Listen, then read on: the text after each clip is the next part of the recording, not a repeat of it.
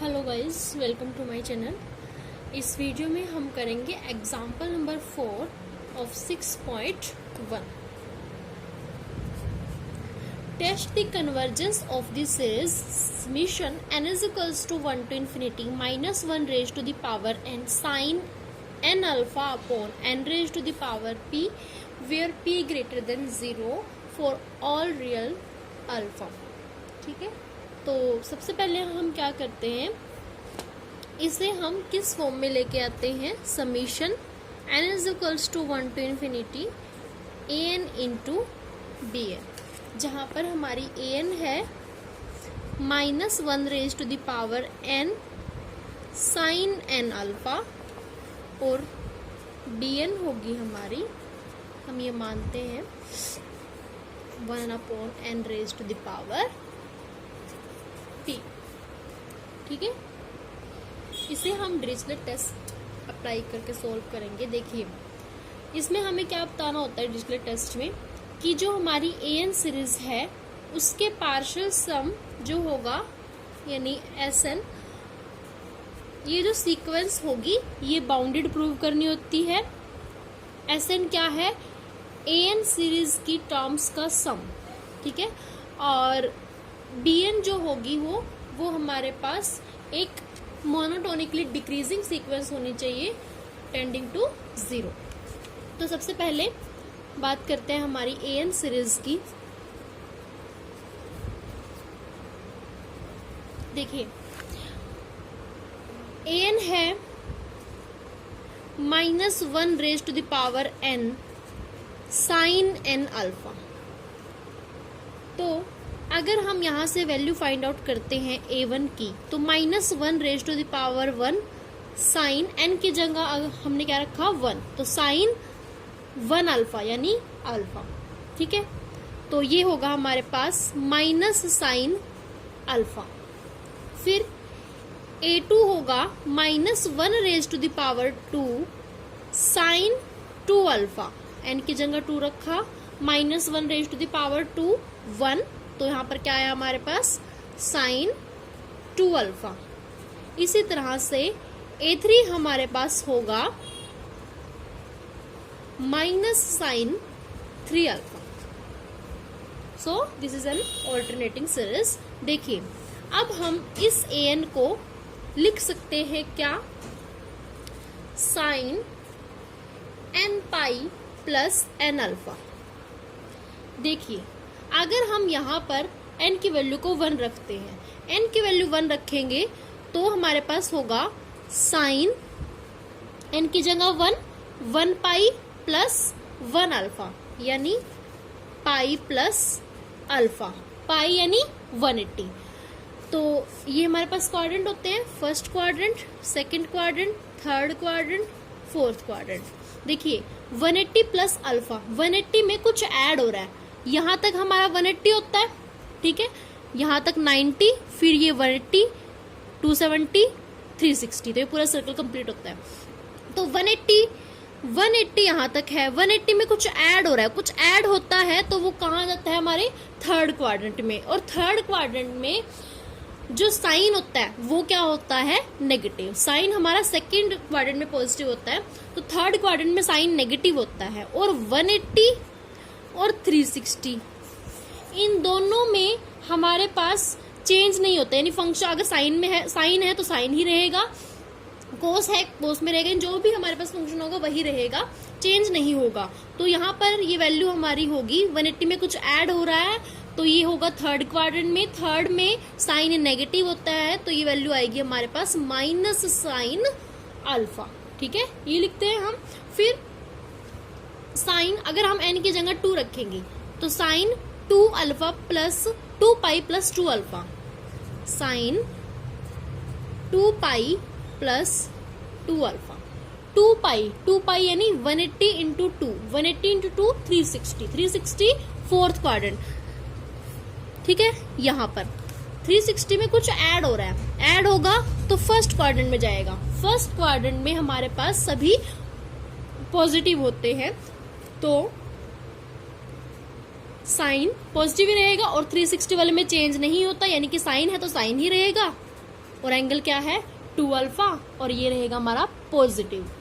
Positive क्यों? क्योंकि ये हमारे पास फर्स्ट क्वाड्रेंट में जाएगा और फर्स्ट क्वाड्रेंट में हमारे सभी पॉजिटिव होते हैं। फिर हम अगर यहाँ पर 3 रखते हैं तो साइन 3 पाई प्लस 3 अल्फा 3 पाई क्या होता है हमारे पास 3 इंटू 180, 3 इंटू 180 540, और 540 क्या होता है देखिए 360 तो यहां तक हो गया, ठीक है। 360 प्लस 180 540, 360 प्लस 180 540 ये लिख सकते हैं, यानी कि एक सर्कल कंप्लीट और फिर 180 आगे। यहाँ पर अगर 180 जाएंगे तो फिर ये तो यहाँ पर क्या हुआ, यहाँ तक क्या हुआ ये 540, और 540 में क्या कर रहे हैं हम,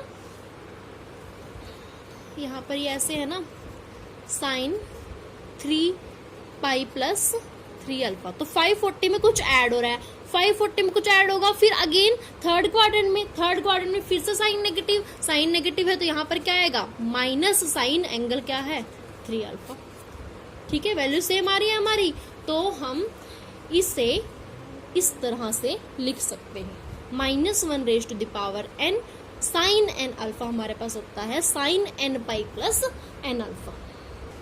तो लिखेंगे एन को हम लिख सकते हैं sine N pi plus N alpha, और एन कॉमन लेंगे तो sine N pi plus alpha, ठीक है। और सीरीज के जो सम को डिनोट कौन करता है एसएन, तो एसएन हमारे पास क्या होगी A1 plus A2 plus A3 plus up to AN, यानी कि 1 to n टर्म्स के सम को डिनोट करती है एसएन। तो A1 हमारे पास क्या है साइन 1 पाई प्लस अल्फा, यानी साइन पाई प्लस अल्फा, तो लिखेंगे sine pi plus alpha plus sine 2 pi plus alpha, n की जगह 2 पुट करेंगे। इसी तरह से साइन A3 हमारे पास होगा साइन 3 पाई प्लस अल्फा, और एन टर्म होगी sine n pi plus alpha. अब ये जो टर्म्स हमारे साइन फंक्शन में है, तो इसके सम को हम कैसे लिखेंगे, sine first pi plus alpha plus last angle यानी n pi plus n alpha upon 2 first angle plus last angle upon 2 into sine n into जो हमारे पास एंगल का डिफरेंस है। एंगल डिफरेंस क्या है देखिए यहाँ पर 2 pi plus alpha minus pi plus alpha, ये हमारे पास क्या होगा 2 pi plus 2 alpha minus pi minus alpha, ये हमारे पास होगा पाई प्लस अल्फा। तो हमारे पास जो डिफरेंस है एंगल का वो क्या है पाई प्लस अल्फा, तो लिखेंगे पाई प्लस अल्फा अपॉन क्या है 2, यानी n into angle difference upon 2।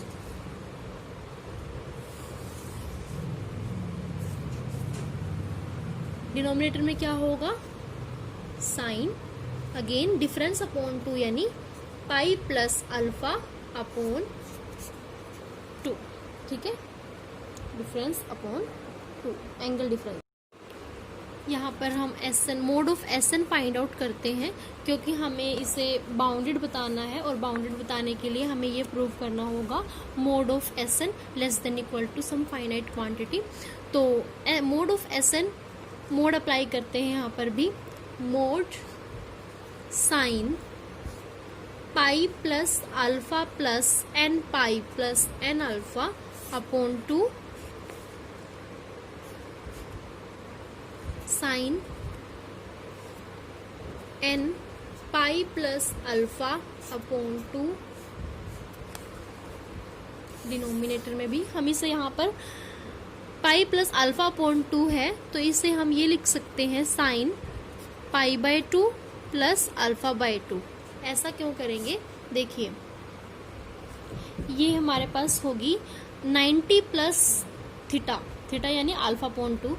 90 में कुछ ऐड कर रहे हैं, 90 में जब हम कुछ ऐड करते हैं तो हमारे पास वो जाता है सेकंड क्वाड्रेंट में, और सेकंड क्वाड्रेंट में साइन पॉजिटिव होता है, साइन पॉजिटिव होता है, लेकिन 90 और 270 वाले में हमारे पास फंक्शन चेंज होता है, साइन किस में चेंज होता है, कोस में। तो ये वैल्यू हमारे पास हो जाएगी कोस थीटा, थीटा यानी कोस अल्फा बाई 2।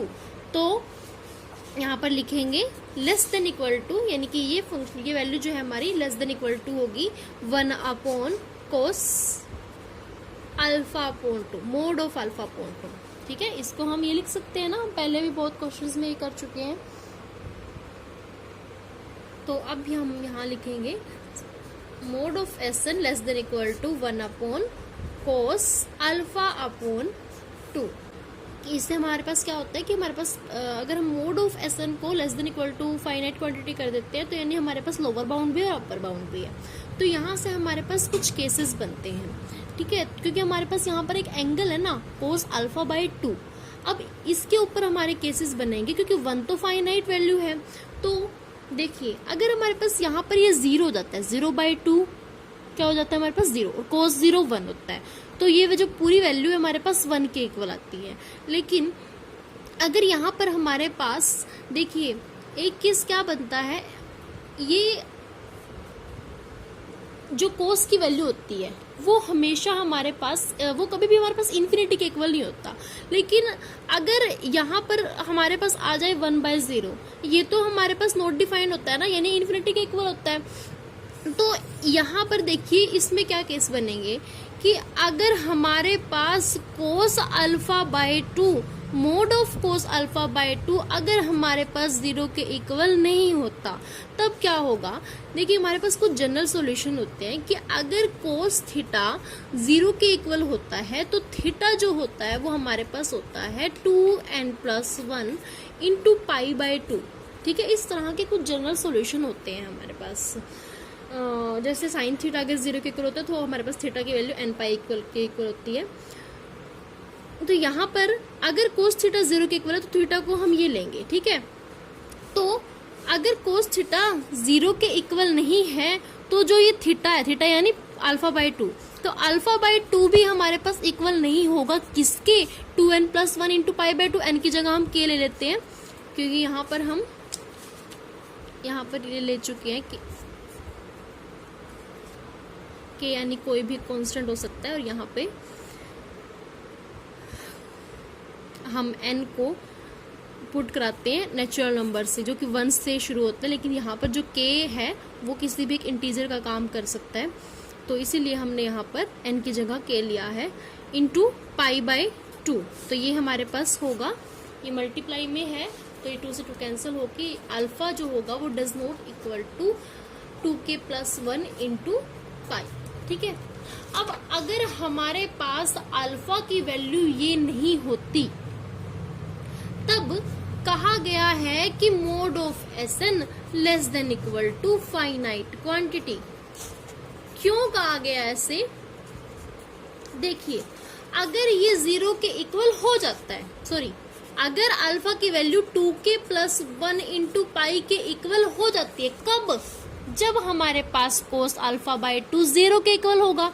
जब इसकी वैल्यू 0 के इक्वल होगी तो ये वैल्यू हमारे पास इसके इक्वल होगी, ये वैल्यू अगर इसके इक्वल होगी तो अल्फा की वैल्यू होगी। और अगर अल्फा की वैल्यू ये हो जाती है तो जो हमारे पास स्टेटमेंट में गिवन है, यानी sigma n is equal to 1 to infinity -1 raise to the power n sine n alpha upon n raise to the power p। यहाँ पर अगर अल्फा की जगह हम ये पुट करते हैं, ये तो क्या है एक स्केलर, यानी कि स्केलर कोई कांस्टेंट है ना यहाँ पर, ये तो अब अल्फा की जगह अगर हम ये वैल्यू रखते हैं साइन 180, ठीक है, साइन 180 हमारे पास क्या होता है 0, और 0 इंटू समथिंग 0, तो ये हमारे पास पूरी की पूरी सीरीज ही किसके इक्वल आ जाती है 0 के इक्वल। कब, जब हम इसको 0 के इक्वल रखते हैं तब हमारे पास ये केस बनता है। और अगर हमारे पास सीरीज ही 0 के इक्वल आ जाती है तो हमारे पास वो कन्वर्जेंट हो जाती है। ठीक है, अगर हमारे पास कोई सीरीज 0 के इक्वल होती है तो वो हमारे पास कन्वर्जेंट सीरीज होती है। ठीक है, तो अब इस केस में तो क्या हुआ कि अगर हम इसको 0 के इक्वल रखते हैं तो हमारे पास सीरीज ही कन्वर्जेंट आ जाती है। ठीक है। अब यहाँ पर ये वैल्यू 0 के इक्वल आएगी, तब 0 के इक्वल कब आएगी, अगर यहाँ पर अल्फा की वैल्यू जो होगी वो 180 होगी, 180 अपॉन 2 90, cos 90 0 के इक्वल हो जाएगा। और जब cos 90 0 के इक्वल होगा तब तो हमारे पास कहते हैं कि अगर ये वैल्यू 0 के इक्वल आ गई तो अल्फा की वैल्यू ये होगी, यानी कि जो एंगल होगा वो हमारे पास इसके इक्वल होगा, एंगल यही होगा ना, यानी कि कोई ना कोई। यहाँ पर देखिए, अगर हम इसको जगह पर k की वैल्यू 0 रखते हैं, 2 इंटू 0 0, 0 प्लस 1 1, 1 इंटू पाई पाई, तो अल्फा की जगह क्या होगा पाई। तो अगर यहाँ हमारे पास अल्फा की वैल्यू ये होती है तो उस केस में हमारी सीरीज ही 0 हो जाती है, और बाकी सभी कंडीशन में हमारे पास ये जो वैल्यू होगी वो हमें एक फाइनाइट क्वांटिटी की बनेगी, ठीक है, फाइनाइट वैल्यू हमें मिलेगी। तो एक ही केस ऐसा बनता था जहां पर हमारे पास ये जो वैल्यू है ये इन्फिनिटी हो सकती थी, उसी ही केस में हमारी पूरी की पूरी सीरीज ही 0 के इक्वल हो जाएगी। तो कहा गया है कि अगर ऐसा नहीं है तो हमारे पास जो Sn होगा, mod of Sn less than equal to finite quantity, ठीक है। एक ही केस बनता था, उसी में हमारी सीरीज 0 होती, बाकी सभी केसेस में हमारे पास वैल्यू फाइनाइट होती है, इसीलिए mod of Sn less than equal to some finite quantity, ठीक है। तो यहां से हमारे पास प्रूव होता है कि जो ये हमारे पास सीक्वेंस है वो क्या है, सीक्वेंस किसकी, जो हमारी सीरीज थी an, तो ये जो है क्या है, बाउंडेड, ठीक है। इसको हमने बाउंडेड प्रूव कर दिया। अब हमें क्या करना है, जो हमारे पास bn है, bn सीक्वेंस को हमें क्या प्रूव करना है, मोनोटोनिकली डिक्रीजिंग और टेंडिंग टू 0। bn की वैल्यू हमने मानी थी 1/n raise to the power p। bn अगर 1/n raise to the power p है, हमें प्रूव करना है कि ये 0 को टेंड करे, यानी कि limit n tends to infinity bn is equals to limit n tends to infinity 1/n raise to the power p। n की जगह इंफिनिटी रखेंगे, 1/इंफिनिटी, और ये क्या होता है हमारे पास 0, तो ये वैल्यू हमारे पास 0 के इक्वल आ जाती है। मोनोटोनिकली डिक्रीजिंग प्रूव करने के लिए हमें ये प्रूव करना होगा जो इस सीक्वेंस के टर्म्स है वो डिक्रीजिंग ऑर्डर में है। उसके लिए हमारे पास bn है, bn प्लस 1 हम फाइंड आउट कर लेते हैं यहाँ से, 1/n plus 1 raise to the power p, ठीक है। p हमारे पास गिवन है कि वो ग्रेटर देन 0 है, तो अगर आप n की जगह कोई भी वैल्यू रखते हैं और p को ग्रेटर देन 0 रखते हैं तो हमारे पास जो n plus 1 raise to the power p है वो ग्रेटर देन होगी किससे, n raise to the power p से, ठीक है। और जैसे ही हम इसका रेसिप्रोकल करेंगे तो 1/n raise to the power p less than हो जाएगी 1/n raise to the power p, ठीक है, n plus 1 raise to the power p 1/। तो ये हमारे पास है bn प्लस 1 और ये हमारे पास है bn, और यहाँ से प्रूव होता है कि जो हमारे पास bn सीक्वेंस है वो क्या है, एक डिक्रीजिंग सीक्वेंस, ठीक है। तो बाय डिरिचलेट टेस्ट अगर हमारे पास जो Sn है, sequence of partial sum of the series an, ये बाउंडेड है, ये हमारे पास मोनोटोनिकली डिक्रीजिंग और टेंडिंग टू 0 है, तो दोनों कंडीशन हमारे पास एग्जिस्ट करती हैं, तो ये हमारे पास जो सीरीज है वो क्या है, कन्वर्जेंट सीरीज। कौन सी, summation n is equals to 1 to infinity an into bn।